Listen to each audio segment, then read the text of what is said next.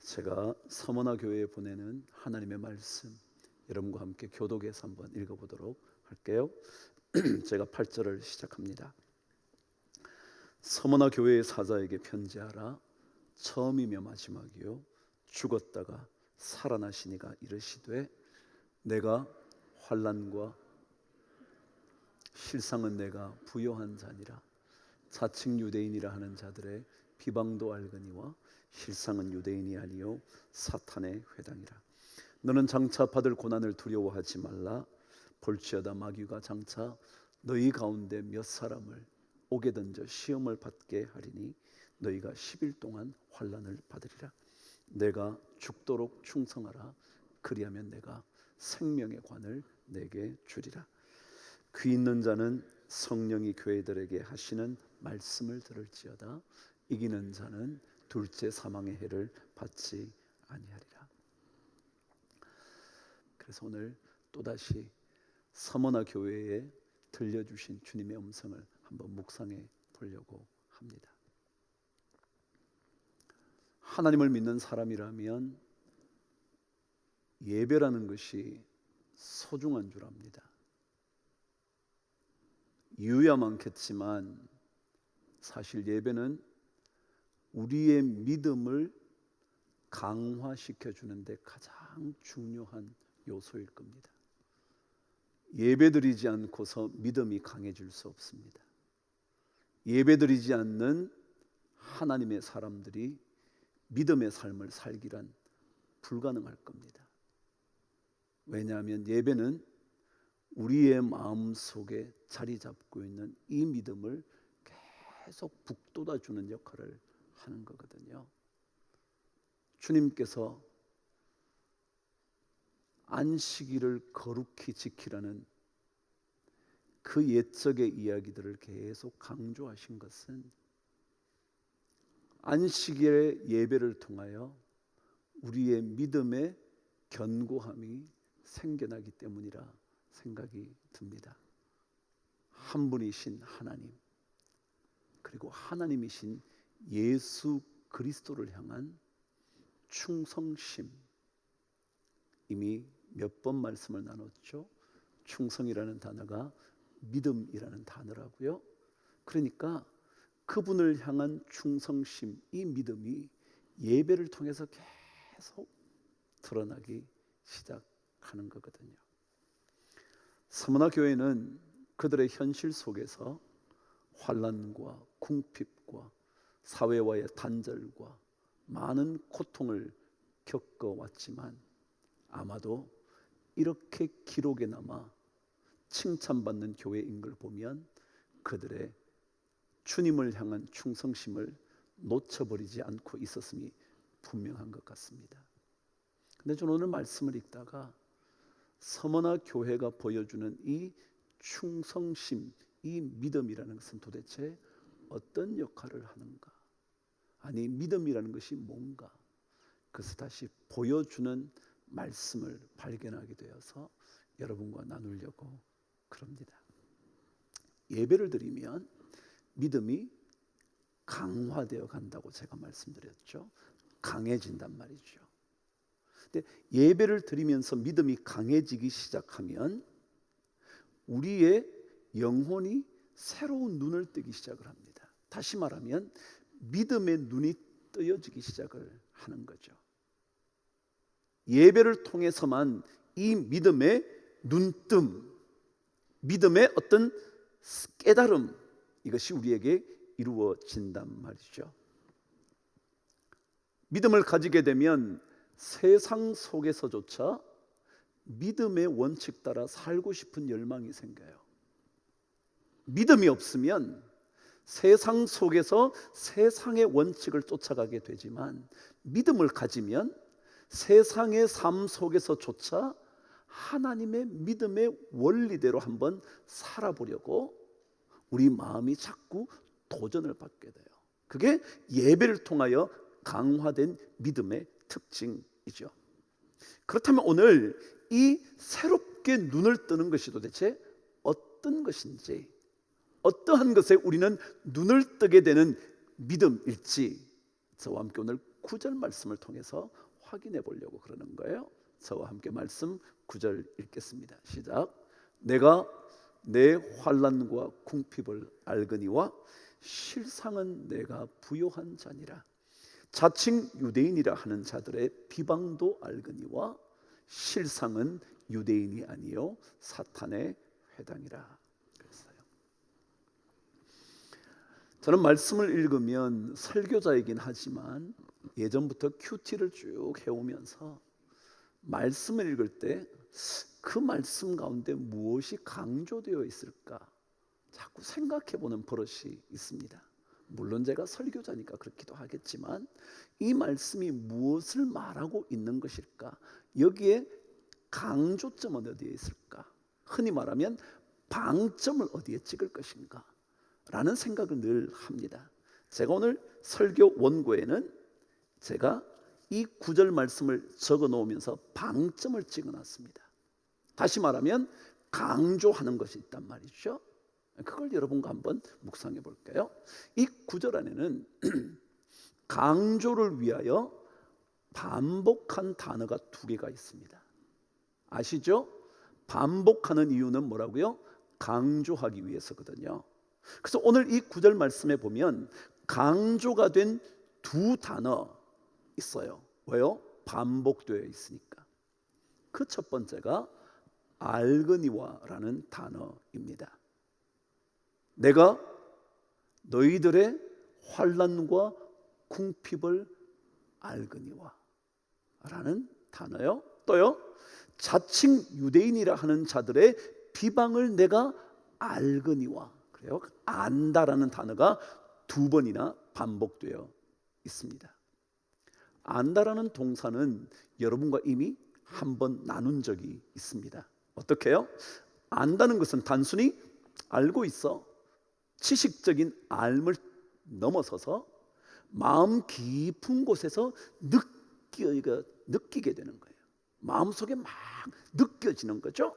그래서 마음속에 깊이 느껴지다가 그것을 소중하게 여긴다라는 게 안다라는 단어였다 말씀드렸죠. 그러니까 주님께서 우리의 많은 어려움과 많은 궁핍과 고통을 안다라는 말씀은 마음속으로 주님께서 깊이 느끼시다가 마침내 우리를 소중하게 여기신다라는 의미라고 제가 말씀드렸죠. 근데 또 반복되어 있는 단어 하나가 있습니다. 방점을 찍어둔 단어요. 그게 실상은이라는 단어입니다.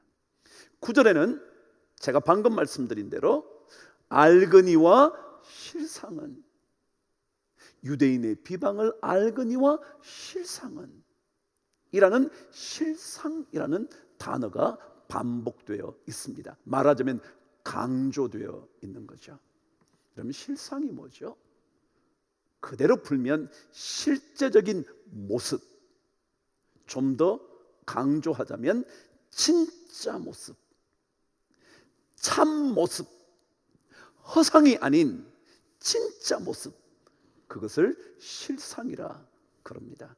말하자면 그렇게 보이기는 하지만, 혹은 많은 사람들이 그렇다고 생각하고 있기도 하지만 사실은 그렇지 않은 것을 실상이라 그러는 거예요. 남들이 볼 때는 그런 것 같아요. 남들이 전부 다 그건 그렇다고 말해요. 그럼에도 불구하고 진짜 모습은 아니라는 거죠.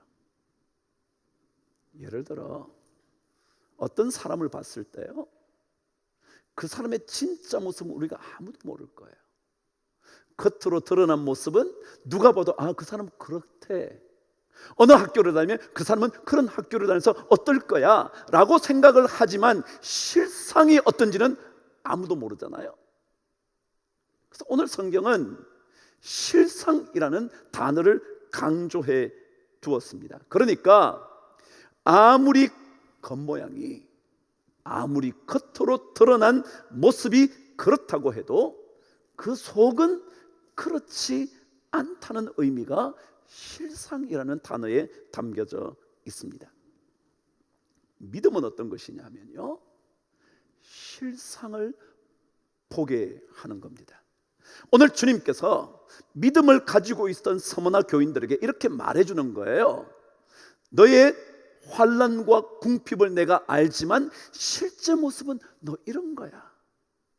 그 실상을 보게 하시는 겁니다. 서머나 교인들에게 네가 궁핍한 인생을 살지만 진짜 너는 부요한 사람이야 라고 실제 모습을 보여주고 있다는 겁니다. 그러니까 믿음을 가지기 시작하면, 주님을 예배함으로 믿음이 점점 더 깊어지기 시작하면 진짜 모습을 자꾸 볼 수 있는 능력을 갖게 되는 겁니다. 그래서 믿음을 가지면 가질수록 껍데기를 쫓지 않게 되는 삶의 훈련이 저절로 이루어집니다. 믿음을 가지게 되면 겉모양에 현혹되지 않을 수 있습니다. 왜냐하면 겉모습보다 그 속에 있는 진짜 모습을 보는 훈련이 이루어지기 때문에 그렇죠. 하나님께 드리는 거룩한 예배, 하나님이신 예수 그리스도 그분 한 분께만 드리는 이 예배를 통하여 그리스도인들은 이 땅의 모든 드러난 현상의 실제 모습이 어떤 것인가, 그게 자꾸 관심을 가지기 시작을 하는 거죠.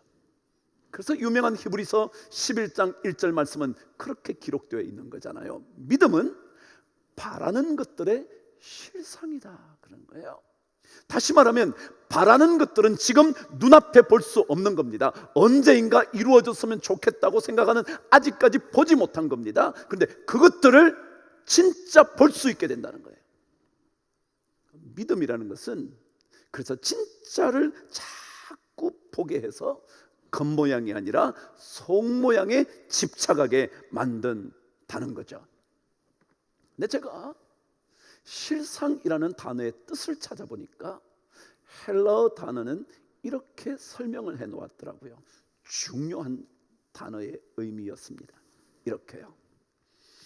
실상이라는 단어는 밑바닥에 가라앉아 있는 것, 그래서 볼 수 없는 것.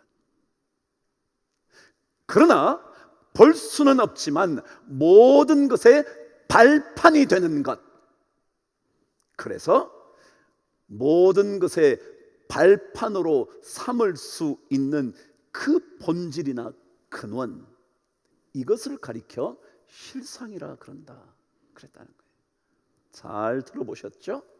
실상이라는 것은 뭐냐면 바닥에 깊이 숨겨져 있어서 볼 수는 없는데 모든 것의 발판이 되는, 바탕이 되는 본질인 그 무엇, 그것을 가리켜 실상이라 한다는 거예요. 그러니까 신앙의 삶, 믿음의 삶은 겉모양 표면을 보지 않고 껍데기를 보면서 마음 뺏기지 않고 그 모든 드러난 것에 깊은 바닥에 잠겨져 있는 것을 자꾸 볼 수 있게 된다라는 거예요.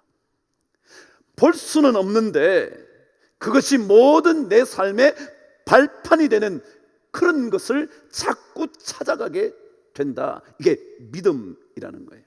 그래서 사도 바울은 고린도후서 5장 7절에서 이렇게 고백을 한 겁니다.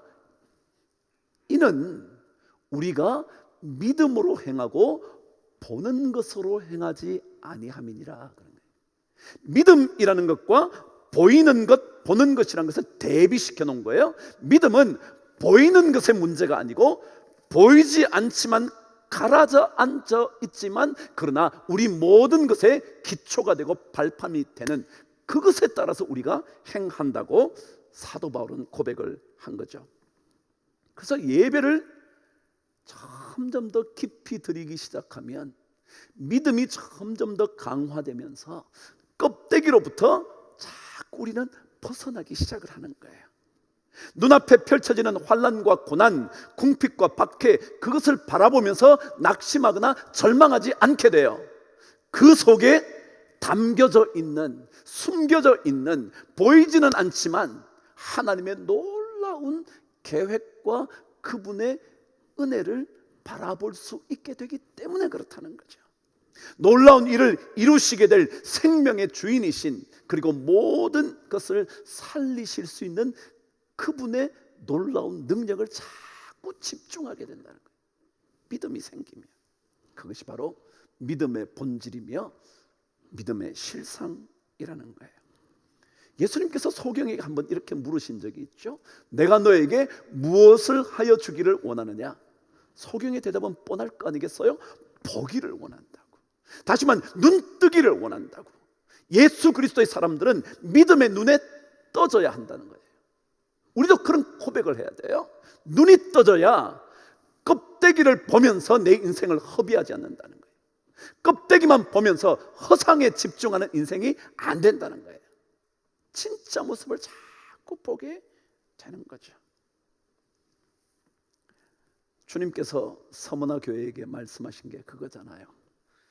겉으로, 아니 지금 이 자리에서 겪게 되는 환난과 궁핍과 그 모든 것, 그것보다 진짜 모습이 무엇인지를 자꾸 말해주는 거예요.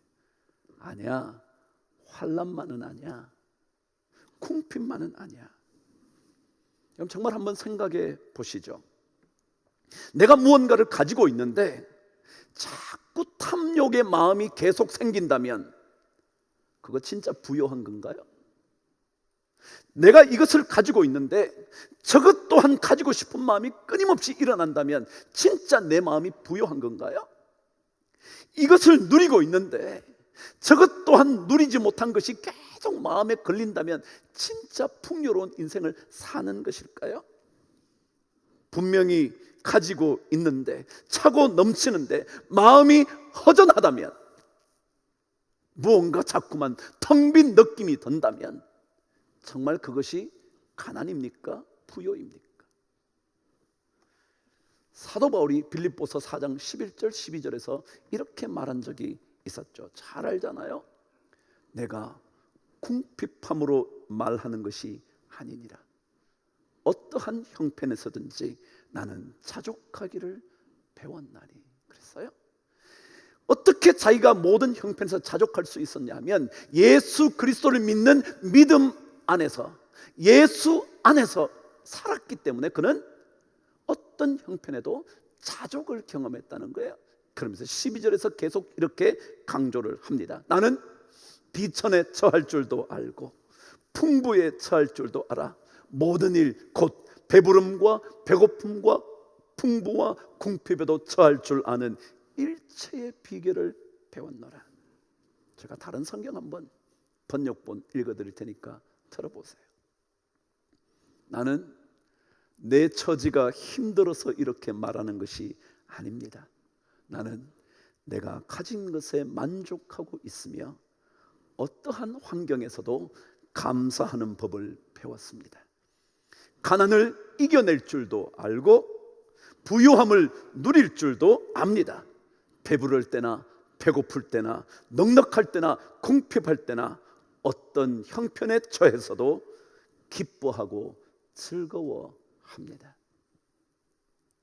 사도 바울은 진짜를 갖고 있기 때문에, 진짜 모습을 보는 눈이 있었기 때문에, 진짜의 삶이 어떤 것인지 알기 때문에 부유함의 문제, 배고픔의 문제, 배부름의 문제, 궁핍의 문제는 문제가 진짜 아니라는 걸 알기 때문에 그는 어떤 형편에서든지 기뻐하고 즐거워할 수 있었다고 말하는 겁니다. 여러분, 사실 그렇잖아요. 겉사람이 강건하기보다 속사람이 강건해야 하지 않습니까? 속사람이 허약해지면 있는데도 늘 근심하는 거 아닌가요? 속사람이 약해지면 누리고 사는데도 늘 기쁨과 감사가 없는 거 아닌가요? 겉은 예수의 사람인데 예배를 통하여 믿음을 배양하지 못하면 가지고도 늘 불안해하는 세상 사람들과 별반 다를 게 없지 않나요? 믿음이라는 것은 겉의 것만 가지고 평가하는 게 아니기 때문에 그렇죠. 믿음은 실상을 보는 거거든요. 실상을 붙잡는 거거든요. 껍데기는 자꾸 떠나보내는 거거든요. 표면적 그리스도인이라 자랑할 것이 아니고요, 내 안에 그리스도의 능력이 있는지, 진짜 내면의 그리스도인인지 그것을 우리는 물어보고 집중해야 되는 것 아닌가요? 이것을 갖추면 우리는 점점 더 믿음의 장성한 분량까지 이르게 되는 그런 영광을 누리며 살게 되는 거죠. 제 서해가 며칠 전에 글 하나를 보냈어요. 제 서해가 최근에 직장을 옮겼거든요. 어려움이 있었겠죠? 직장을 옮긴다는 거요. 물론 더 좋은 조건을 받을 수 있으니까 옮길 수도 있겠지만 어떤 경우는 어려움 때문에 옮기는 경우가 있어요. 그 직장을 옮겼어요. 그러면서 그가 글을 쓰는데 거기에 저에게 이런 글을 써주었습니다. A blessing in disguise라는 말이었습니다. blessing, 축복이에요. disguise는요, 위장한다, 가면을 쓴다 그런 뜻이에요. 다시 말하면 가면을 쓰고 있는 축복이라는 단어였습니다. 얼핏 보기에는 고통의 가면을 쓰고 있어요. 환난의 가면을 쓰고 있어요. 억울함의 가면이 덮여져 있어요. 궁핍의 가면이 그 위에 씌워져 있어요. 그런데 그 속을 들여다보니까 a blessing, 축복이라는 거예요. 자기 인생에 이번 일은 하나님의 축복 in disguise, 숨겨져 있는 가면 때문에 볼 수 없지만, 진짜 모습을 볼 수 없지만 보고 나니까 그 속에 축복이 있다는 거예요. 이게 믿음의 눈이거든요. 지금만 보는 게 아니거든요. 겉모양에 눈 돌리는 게 아니거든요. 달콤한 유혹 때문에 쓰라린 고통을 못 볼 수 있는 거 아닌가요? 쓰라린 고통인데 그 속에 담겨져 있는 놀라운 하나님의 복을 우리가 깨닫게 되는 것 아닌가요? 하나님의 사람들은 믿음의 눈을 떠야 하는 거예요. 한 분 하나님이신 예수 그리스도, 그분 예배를 통하여 믿음의 눈이 점점 떠져서 실상을 보기 시작하는 거예요. 코로나19로 인해서 온 세계, 온 사회, 우리나라가 힘겹게 지나갑니다. 어쩌면 많은 사람들이 어려움을 겪기도 하지만 우리 교회 공동체도 어려움을 겪는 한 공동체 중에 하나일 거라 생각합니다. 그런데 저는 이 어려움의 시간을 보내면 보낼수록 제 마음에 자꾸 드는 생각이 있었습니다. 교회가, 어떤 교회는 어려워서 문을 닫기도 한답니다. 교회가 어쩔 줄 몰라 한다는 거예요. 근데 제 마음에 자꾸 그런 생각이 들어요. 이 어려운 시간을 통하여 하나님을 더 뜨겁게 예배하고 싶은 하나님의 사람이 곳곳에서 일어날 거다 생각이 들더라고요. 이 어려운 시기에, 하나님을 만나기 어려운 시기에 오히려 더 하나님을 간절히 만나고 싶어하는 예배자가 곳곳에서 부흥의 불길처럼 일어날 거다 생각이 들더라고요.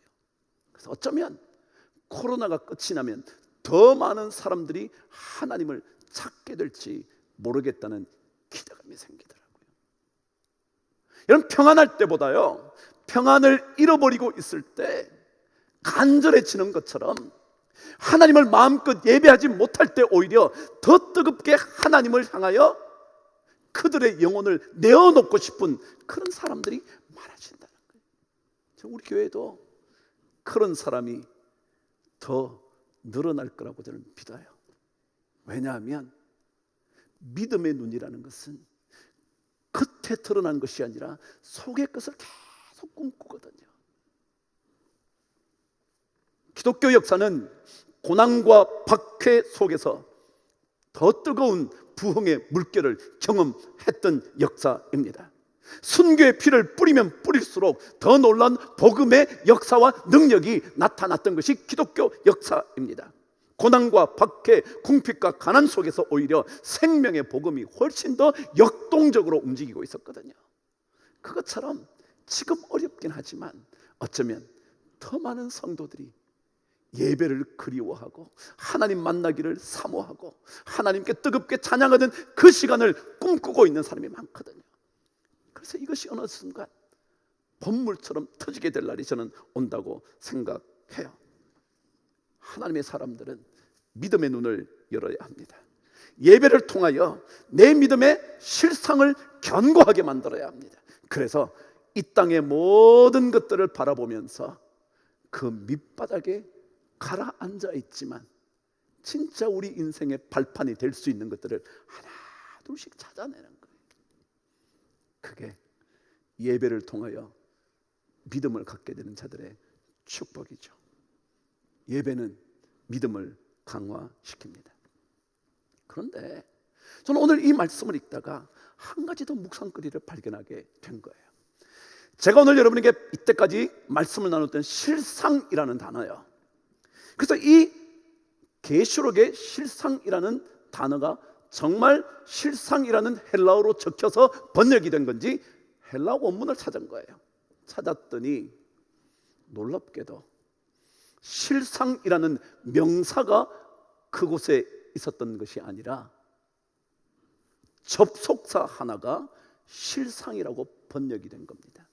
똑같이 접속사, 반복된 이 접속사가 실상은이라고 번역이 됐더군요. 그 접속사가 뭐냐면 알라라는 접속사였습니다. 헬라를 조금 아신다면, 모르신다면 이 단어는 but 이라는 단어입니다. 그러나라는 거죠. 다시 말하면 주님께서 이렇게 말씀하신 겁니다. 내가 내 환난과 궁핍을 알고 있는데 그러나 너는 부요한 자다. 그러나 유대인의 비방, 그러나 그들은 유대인이 아니야. 사탄의 비방이야. 그러나 라는 단어였습니다. 그럼 제가 한번 물어볼까요? 이 그러나라는 접속사는 언제 사용하시나요? 이 접속사는 앞의 내용을 완전히 뒤집어 놓을 때 but 이라는 단어를 씁니다. 완전히 달라지는 겁니다. 제가 조금 더 강조하자면 무언가를 완전히 뒤집어 놓을 때 but 이라는 단어를 씁니다. 그 사람이 이렇지만 아니라는 거예요. 그 사람이 이렇지만 이렇다는 거예요. 그게 but 이라는 단어였습니다. 환난과 궁핍한 삶의 시간을 보내지만 그러나 아니라는 거예요. 그게 실상은이라고 번역이 된 거죠. 여러분, 믿음은요, 예배를 통하여 믿음의 깊이와 능력이 더해지는데 그것이 더해지기 시작하면 우리는 삶을 완전히 뒤집어 놓을 수 있는 능력을 갖게 된다는 거예요. 이게 믿음의 힘이라는 거예요. 믿음을 가지면 삶을 뒤바꾸어 놓는 겁니다. 역전의 인생을 살 수 있게 된다는 거예요. 저 정도밖에 되지 않은 인생인데 믿음의 삶을 살기 시작하면 상상하지도 못한 그 역전의 인생을 일구어내는 것이 예배자의 삶이라는 거예요. 그게 오늘 성경이 우리에게 말하는 거죠. 믿음은 우리의 평범한 삶을 뒤집어 놓을 수가 있습니다. 아니, 그것이 바로 믿음의 능력이고 예배의 영광입니다. 믿음을 가져야 세상을 진짜 제대로 볼 수가 있습니다. 아니, 그 속에 담겨진 깊은 의미를 발견해낼 수 있습니다. 진정한 예배자만이 믿음을 통하여 세상을 정말 제대로 바라볼 수 있는 눈을 뜨게 되는 겁니다. 그래서 고난과 궁핍, 그것 또한 하나님의 위장된 축복이라는 사실 또한 우리는 볼 수 있게 됩니다. 숨겨진 그 깊은 밑바닥에 있는 하나님의 놀라운 것들을 우리는 경험하게 되는 겁니다. 믿음은 실상을 보게 합니다. 믿음은 예배를 통하여 깊어지고 넓어지고 강화됩니다. 그리스에 가면 신전이 참 많습니다. 고대 그리스에 신전이 많았습니다. 지금이야 많이 무너져서 남아있는 신전을 온전하게 갖춘 게 거의 없죠. 파르테논 신전이요, 다 부서졌잖아요. 기둥 몇 개만 남아있죠. 그래서 그때만 해도 고대 그리스는 수많은 신전들이 있었습니다. 왜냐하면 고대 그리스인들은 문제가 생길 때마다 신의 메시지를 받고 싶어 했습니다. 그것을 신탁이라고 그랬습니다. 신이 어떤 문제에 대하여 매개체를 통하여 응답해 주는 거죠. 그래서 그 신탁을 듣기 위하여, 신의 메시지를 듣기 위하여 많은 사람이 신전을 찾아가곤 했었습니다. 그런데 그때 가장 유명했던 신전 하나가 있었습니다. 들어보셨나요? 델포이 신전이라고요. 그 신전이 가장 탁월한 신의 메시지를 들을 수 있는 곳이었다 그랬답니다. 그 델포이 신전은 예언의 신이었던 아폴론이 관장하는 신전이었는데, 그곳이 최고의 신의 음성을 들을 수 있는 곳이라 그랬다네요. 그 신전에 적혀 있는 경구 중에 하나가 여러분이 잘 알고 있는, 소크라테스가 늘 사용했던 너 자신을 알라라는 경구가 그 델포이 신전에 새겨져 있는 경구 중에 하나예요. 그런데 저는 그 얘기를 하려는 것이 아니라, 그 델포이 신전은 아테네에서 2시간 정도 이렇게 올라가면 그리스 전체의 중앙쯤에 있어요. 배꼽쯤에 있어요. 그쯤에 있는 도시인데, 그 길을 가려면 길이 굉장히 가파르고 험난하다는 겁니다. 그래서 델포이 신전에서 신탁을 받으려면 가는 동안 이미 그들은 엄청난 수행과 고행을 하게 되었다는 겁니다.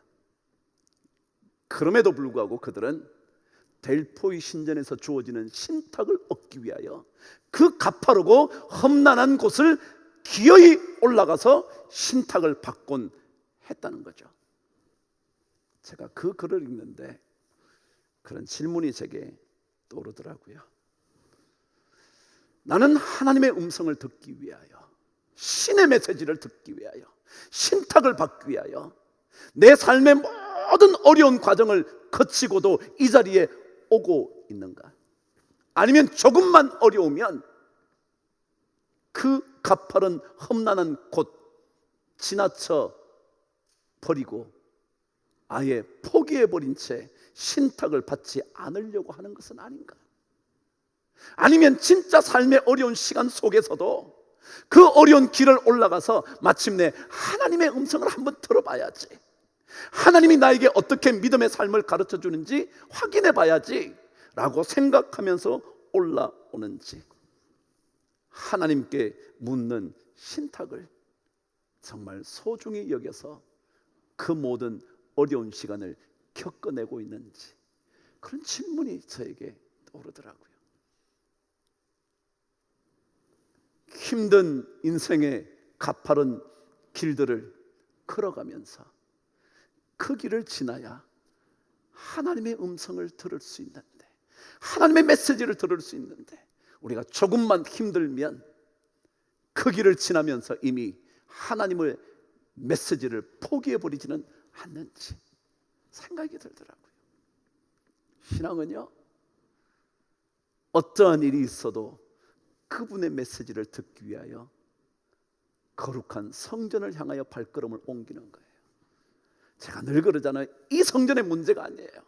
진짜 영상 앞이든지 인터넷 앞이든지 전화기 앞이든지 상관없이 진짜 하나님의 음성을 한번 들어보려고 몸부림치면서 그 자리에 오는지, 만일 그렇게 온다면 하나님께서 반드시 말씀해 주시고 우리의 믿음의 눈을 뜨게 해주셔서 세상을 이길 힘, 세상을 새롭게 볼 수 있는 눈, 세상 속에서 믿음의 원칙을 적용할 수 있는 능력, 그것들을 공급해 주실 거라는 거죠.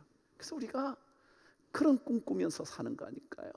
그런 소망을 가지면서 믿음의 길 걷는 거 아닐까요?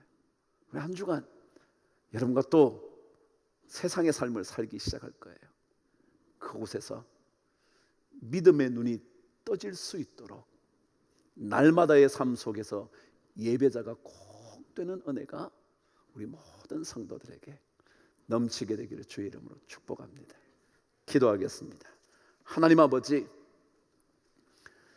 내 눈을 믿음의 눈으로 바꾸어 주셔서 실상을 보게 하여 주시고 허상과 껍데기를 쫓는 인생 절대 되지 않도록 주여 우리를 붙잡아 주옵소서.